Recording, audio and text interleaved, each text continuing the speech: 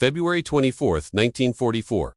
The air war over Europe had reached a new peak of ferocity for the 10 men of the B-17 Flying Fortress, Lucky Lady, part of the 91st Bombardment Group's 324th Bomb Squadron. This mission to the ball-bearing plants of Schweinfurt was about to become a test of survival that would defy all odds and rewrite the book on emergency procedures. Their aircraft, a mighty symbol of American air power, would be savaged by the combined horrors of the European theater, accurate, murderous flak, and the slashing attacks of German fighter planes. The damage was catastrophic. Hydraulic fluid bled into the slipstream, controls grew sluggish, and a critical system failed completely. The landing gear was immobilized, retracted, and useless. They faced a 2-hour flight back to England, knowing that upon arrival, they would have to attempt the impossible, to land a 30-ton bomber with no wheels. This is a story of when his B-17 lost all its wheels, and the pilot, who through a combination of sheer genius, unshakable courage, and a radical reimagining of his aircraft's airframe, landed it on the bomb bay. To fully grasp the magnitude of this event, we must first appreciate the machine, the men, and the moment in history. The Boeing B-17G Flying Fortress was more than an aircraft. It was a national icon. With a wingspan of 103 feet, 9 inches, powered by 4 1,200 horsepower, right? Our 1,820-97 Cyclone turbocharged radial engines. It was designed to take brutal punishment and still bring its crew home. Its defensive armament of 13.50 caliber M2 Browning machine guns gave it its name, but it was the courage of the 10 men inside that gave it its soul. The commander of the Lucky Lady was 24-year-old Captain John Jack Morgan, a native of Chicago, Illinois. He was known for a preternatural calmness under pressure, his demeanor more that of a thoughtful professor than a bomber pilot. To his right sat co-pilot, First Lieutenant Robert Bud Owens from Des Moines, Iowa. His solid Midwestern pragmatism and physical strength made him the perfect counterpart to Morgan's cerebral approach. In the plexiglass nose was the bombardier, Lieutenant John Jack McCarthy, a quick-thinking and fast-talking Irishman from the Bronx, New York. His domain was the intricate Norden bomb sight, a device of legendary secrecy. The navigator, Lieutenant John J.T. Tanzer, hailed from Boston, Massachusetts. A quiet, meticulous man, he was responsible for guiding the massive bomber through featureless skies using dead reckoning, celestial navigation, and radio beacons. Behind the cockpit, the heart of the aircraft's systems was monitored by flight engineer and top turret gunner, Technical Sergeant Mervyn Red Evans. His flaming red hair was a beacon in the cockpit, and his intimate knowledge of the B-17's mechanical workings made him indispensable. The radio operator, Sergeant Roy Doc Holbert, a soft-spoken Tennessean, was the crew's lifeline to the outside world. His ears constantly tuned to the static-filled airwaves for command updates or distress signals from other aircraft. The defensive positions were manned by a hardened crew. The 2 waist gunners, Staff Sergeants John J.D. Dolan and Robert Bob Appleby, stood at the open windows on either side of the fuselage, heaving their 50-pound machine guns against the 100-mile-per-hour slipstream. The air in their section was the coldest in the plane, a biting chill that seeped through their electrically heated suits. In the very rear, isolated in his own small world, was the tail gunner, Staff Sergeant Sam Blackie Black. His view was of the receding formation, and he was often the first to spot the lethal, climbing attacks of German fighters. And finally, suspended beneath the belly of the fortress in the Sperry Ball turret, was Sergeant Nicholas Nick Gennaro, a compact and wiry young man from South Philadelphia. His position was the most claustrophobic and vulnerable. He sat curled in a fetal position, his back to the ground, controlling 2 more .50 calibers and a powered turret that could spin a full 360 degrees. He was the crew's eyes directly downward, a critical sentry against attacks from below. They were assigned to the 91st Bombardment Group, Heavy, famously known as the Ragged Irregulars, operating out of RAF Bosingbourne in Cambridgeshire, England. By late February 1944, the 8th Air Force was fully engaged in Operation Argument, later known as Big Week, a concerted all-out effort to destroy the German Luftwaffe's fighter force in the air and on the ground. The stakes were unimaginably high. The success of the planned invasion of Normandy depended on achieving air superiority. The price for this goal was paid in blood and aluminum. The Schweinfurt-Regensburg missions of 1943 had already proven the terrible cost of unescorted deep penetration raids, while the P-51 Mustang, with its long-range drop tanks, was now beginning to provide fighter cover deeper into Germany. The airspace over targets like Schweinfurt remained a lethal environment, defended by hundreds of anti-aircraft guns and some of the most experienced fighter pilots in the world. For the crew of the Lucky Lady, this strategic reality was about to become terrifyingly personal. The day began in the pre-dawn darkness of an English winter. The crew of the Lucky Lady was roused from their Niçon huts. The cold, a physical presence. They attended a hurried breakfast, the food tasting of anxiety, before filing into the large, cavernous briefing room. The curtain over the mission map was pulled back to reveal a long red string stretching deep into the heart of Germany. terminating at the city of Schweinfurt. A collective groan likely went through the room. They had been there before. They knew what awaited them. The intelligence officers detailed the known flak batteries, the predicted fighter opposition, the positions of Luftwaffe airfields. The weather officer promised clear skies over the target, good for bombing, but also for interception.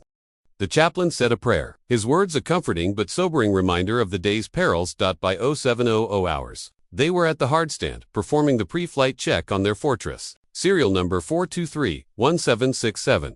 She bore the scars of previous missions, patched flak holes and faded paint, but her engines, meticulously maintained by the ground crew, purred with reliable power. One by one, the 10 men climbed aboard, each finding his familiar position. A ritual of buckling harnesses, checking oxygen masks, and testing interphone connections. At Morgan's command, the 4 Cyclone engines coughed blue smoke and roared to life. The great aircraft lumbered onto the perimeter track, joining a line of other B-17s, a procession of giants moving towards the runway. At 0815 hours, with full throttle applied, the Lucky Lady accelerated down the tarmac, her burden of bombs, fuel, and men slowly becoming airborne. They began the long, slow climb to assembly altitude, joining the vast, sprawling formation that would become the 8th Air Force's strike force for the day. A breathtaking, formidable, and yet terribly vulnerable armada.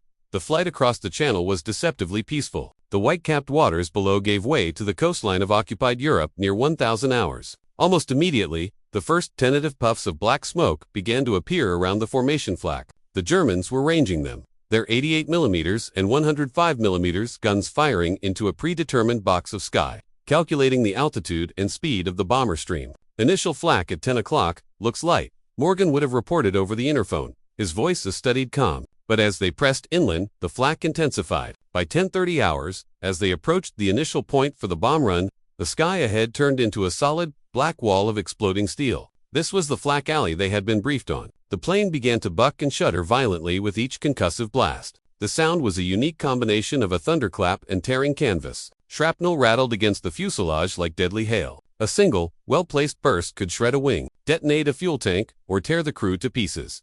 Pilot to bomb. "You have control," Morgan stated, his hands tight on the yoke, fighting to keep the aircraft straight and level. "I have control," McCarthy confirmed, his eye pressed against the Norden bombs. For 3 agonizing minutes, they flew a perfectly straight line, the bombardier's commands making minute adjustments. The entire crew was silent, each man a tense statue, praying for the bombs to be released. The flak was at its most intense now, the explosions so close the concussions felt like physical blows. Finally, the words they were waiting for: bombs away. The aircraft lurched upward, suddenly several tons lighter. McCarthy closed the bomb bay doors. The formation began its turn away from the target. The immediate threat of the flak began to recede, but a new, more dynamic danger was about to reveal itself. At approximately 11:15 hours, just as they thought they might have a clear run, the fighter controllers radioed a warning. Then, the gunners saw them. "Bandits. 11 o'clock high. Messerschmitt. Lots of M," screamed J.D. Dolan from the left waist. The air erupted into a chaos of noise and motion. The gunners swung their heavy weapons into action.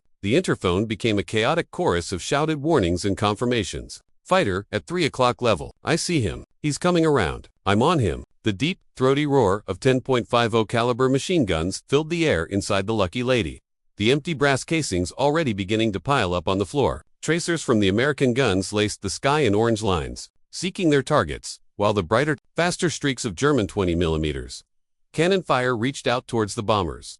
The attacks came in from all angles, head-on passes targeting the cockpit, stern attacks aiming for the engines, and high-side attacks from above. The German pilots were experienced and aggressive, singling out stragglers or damaged aircraft. The Lucky Lady, having taken some flak damage, was a prime target. A pair of Bf-109s made a coordinated attack from the front quarter. The top turret, manned by Red Evans, and the chin turret, controlled by Bombardier McCarthy, opened up their twin guns, creating a converging cone of fire. The German pilots returned fire, their cannon shells sparking as they hit the airframe. The plane shuddered with the impacts. Then, the attack that changed everything. A lone FW-190, piloted by a veteran of the Luftwaffe's Jagdgeschwader, came in from slightly below and to the side, a difficult angle for the gunners to track. His aim was true. A short, concentrated burst of 20mm cannon fire walked its way across the Lucky Lady's underside. The sound of the impacts was different this time, not just the rattle of shrapnel, but the deep, resonant thump of high explosive shells detonating against vital systems.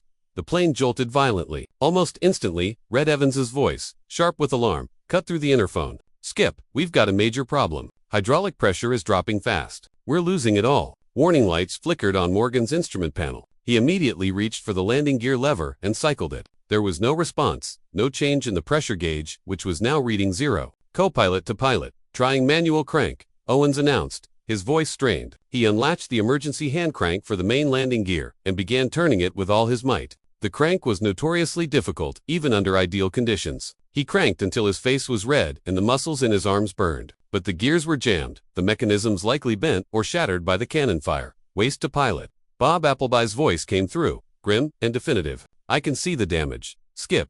The hydraulic lines are just gone. There's a huge hole. The gear doors are still closed. The tail wheel isn't down either. It's a total loss. The confirmation sent a cold wave of dread through every man on the aircraft. They were 250 miles from home, in a crippled bomber, with no way to lower their landing gear. The reality of their situation was inescapable. Standard procedure dictated a controlled belly landing upon return. But every man on that crew, from the pilot to the newest gunner, knew the grim statistics and the horrifying reality of a wheels-up landing in a B-17.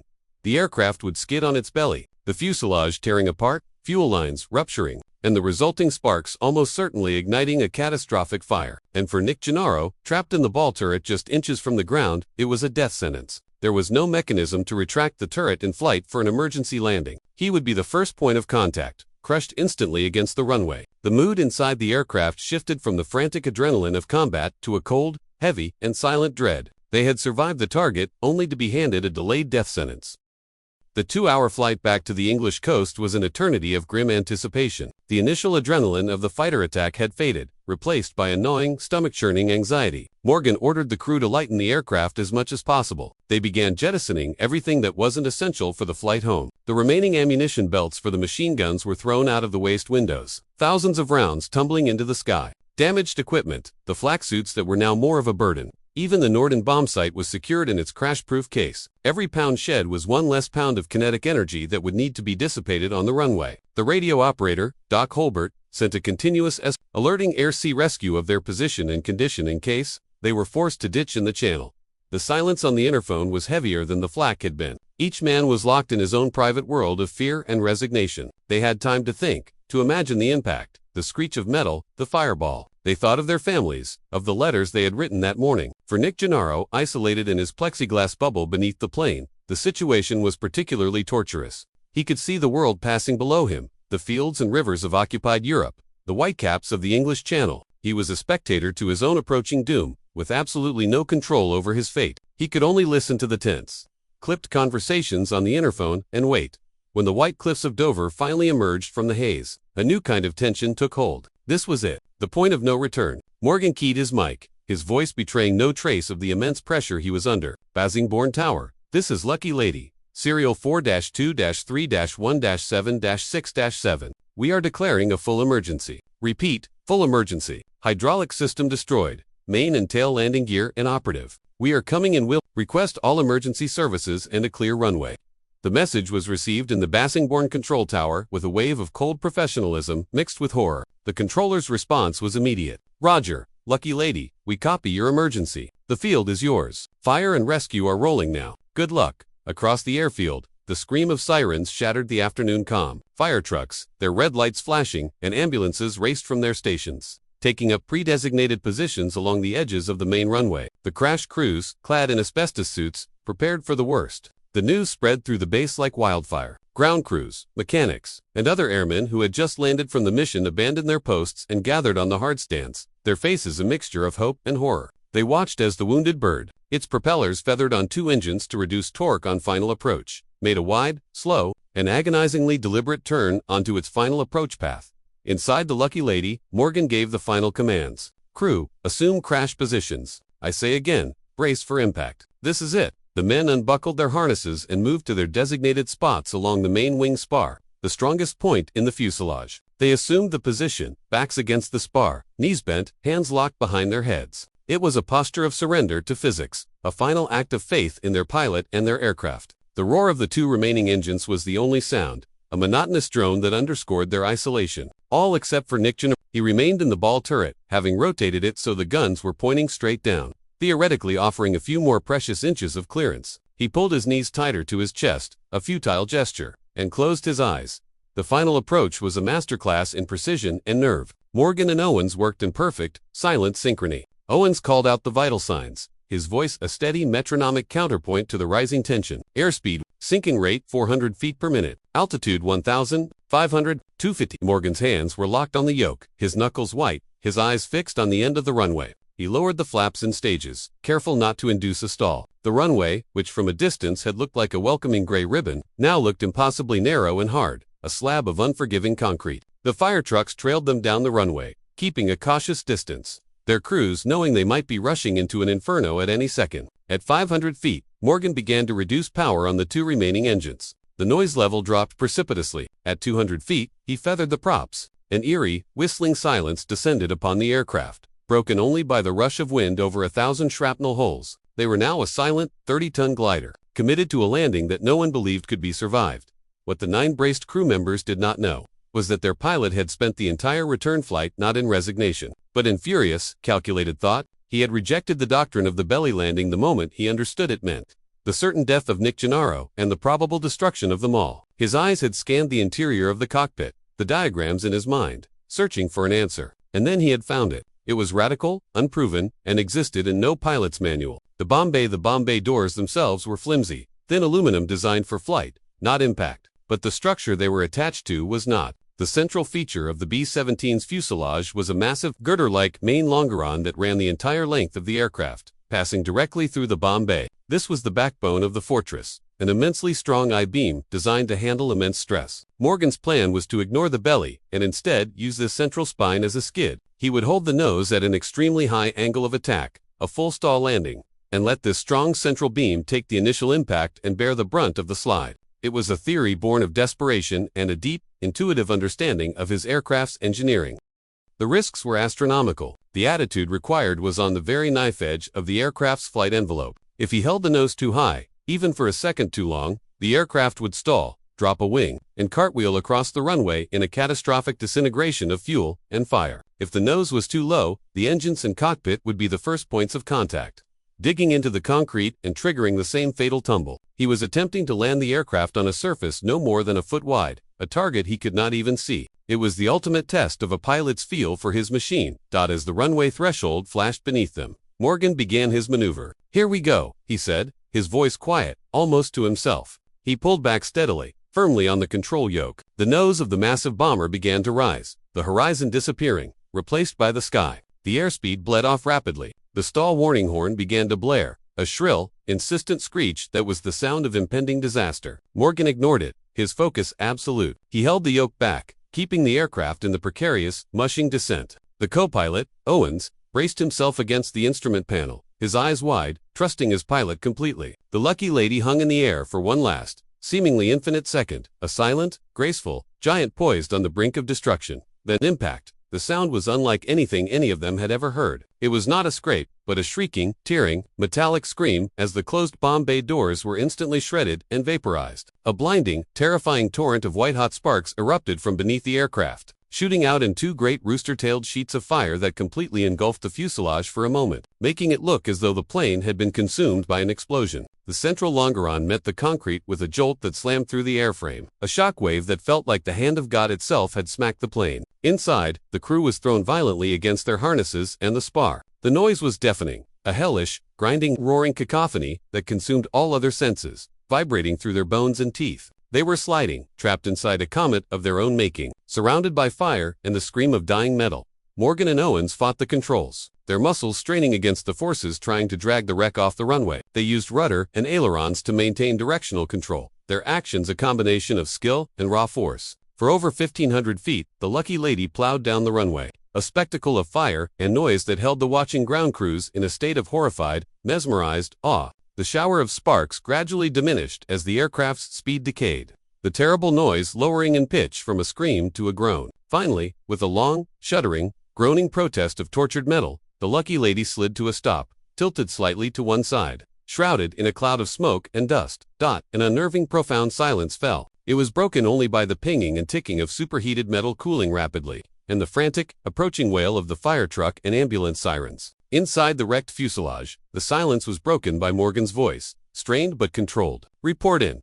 Now, Navigator," a shaky voice responded. "Navigator, okay, waste. Dolan here, we're good." Appleby's fine. Radio, Holbert, I'm all right. One by one, the voices came. The top turret, the tail gunner, then, a pause. All ears were waiting for one voice. The voice they feared they would never hear again. That came, small, stunned, but unmistakably alive. Ball turret. I'm okay. I'm all right. I'm not hurt. A collective, audible sigh of relief. A release of breath no one realized they had been holding, swept through the fuselage. Nick Gennaro was alive. Morgan's insane, brilliant gamble had worked. By landing on the bomb bay's central spine, he had raised the aircraft just enough, a matter of mere inches, to spare the ball turret from being obliterated against the concrete. The crew scrambled to release the emergency exits, tumbling out onto the wings and jumping to the blessed solid ground. They embraced each other, clapping backs, their faces smudged with oil, sweat, and tears, their legs trembling with the aftershock of adrenaline and the sheer, overwhelming joy of survival. They were a brotherhood now,